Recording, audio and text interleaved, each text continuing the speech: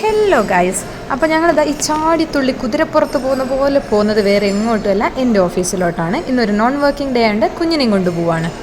അപ്പോൾ അവിടെ എത്തിയപ്പോൾ അവൻ ഫുൾ ഓണായി കേട്ടോ. എന്താ റോളർ സ്കെയിലും പിടിച്ചിങ്ങനെ നടപ്പാണ്. പിന്നെ കുറേ നേരം കബേർഡിൻ്റെ അടുത്ത് പോയിട്ട് അതിൻ്റെ ലോക്കിൻ്റെ മുകളിലുള്ള കീ ചെയിൻ മേലായി അവൻ്റെ ശ്രദ്ധ മുഴുവൻ. അതെടുത്ത് കൊടുക്കാൻ വേണ്ടി ഭയങ്കര വാശി പിടിക്കുകയായിരുന്നു. അങ്ങനെ ഇരിക്കുമ്പോഴാണ് അവൻ്റെ കണ്ണിൽ ഇതാ റോബോട്ട് പെടുന്നത് കേട്ടോ. റോബോ എന്ന് പറഞ്ഞാൽ അതിൻ്റെ പുറകെ നടപ്പായിരുന്നു.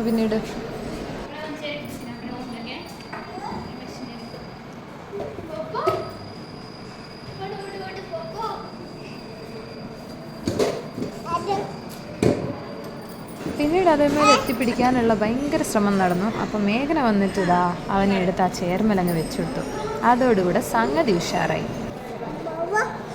റോബോ അത് ഡോറ് തുറന്ന് പുറത്ത് വരാനാണോന്നറിയില്ല, അവൻ കാര്യമായിട്ടിരുന്ന് നോക്ക് ചെയ്തുകൊണ്ടിരിക്കുന്നുണ്ടായിരുന്നു കേട്ടോ.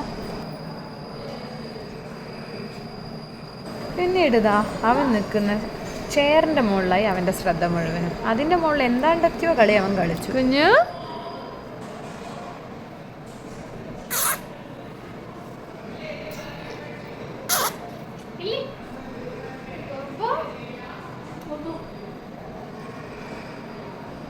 കുഞ്ഞു ബോബോ കാണിച്ചെടുത്തേ.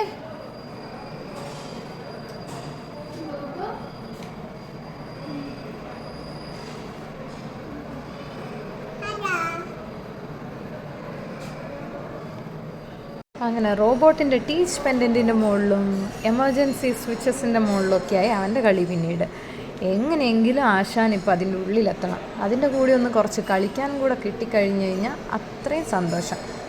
അങ്ങനെയായിരുന്നു അവൻ്റെ ആകെ മൊത്തത്തിലുള്ള മൂഡ്.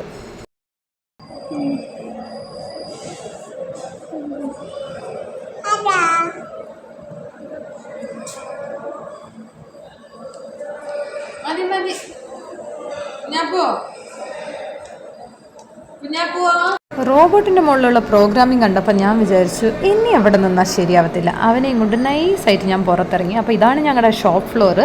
അവിടെ കുറച്ച് പിള്ളേർ വർക്ക് ചെയ്യുന്നുണ്ടായിരുന്നു. അപ്പോൾ അവൻ അവരോടൊക്കെ കൊച്ചു വർത്താനം പറയാണ്. പിന്നെ കണ്ട ഉടനെ പോയി ചാടിക്കയറി സംസാരിക്കുന്ന ആളല്ല കേട്ടോ അവൻ. അപ്പോൾ ഇത് നമ്മുടെ വേറൊരു ട്രെയിനിയാണ്. അവളും വന്ന് ഇവൻ്റെ അടുത്ത് സംസാരിക്കാൻ ഭയങ്കര ട്രൈ ചെയ്തുകൊണ്ടിരിക്കുന്നു. ഒത്തിരി സമയം അവളെടുത്തു, പക്ഷേ അവളോട് അത്ര സംസാരിച്ചില്ല അവൻ. പിന്നീട് ഈ ഒരു കുട്ടി വന്നപ്പോൾ അവന് ഭയങ്കര ഇഷ്ടപ്പെട്ടു. അവന് ഷേക്ക് ഹാൻഡൊക്കെ കൊടുത്തപ്പോഴത്തേക്ക് അവൾക്ക് ക്ലേശം കുശുമ്പ് വന്നിട്ട് അവളും വീണ്ടും ചോദിച്ചു. എന്തോ ദൈവാധീനം അങ്ങ് കൊടുത്തു ഒഴിവാക്കി വിട്ടു അവൻ. പിന്നീട് ഞങ്ങൾ നേരെ സ്റ്റാഫ് റൂമിൽ പോയി അവിടെ കുറച്ച് സമയം സ്പെൻഡ് ചെയ്തു. കുറച്ച് കഴിഞ്ഞപ്പോഴത്തേക്ക് കളിയൊക്കെ കഴിഞ്ഞപ്പോഴത്തേക്ക് മാഷാൻ ഭയങ്കര ടയേർഡായിട്ട് അങ്ങ് ഉറങ്ങിപ്പോയി. ഗൈസ്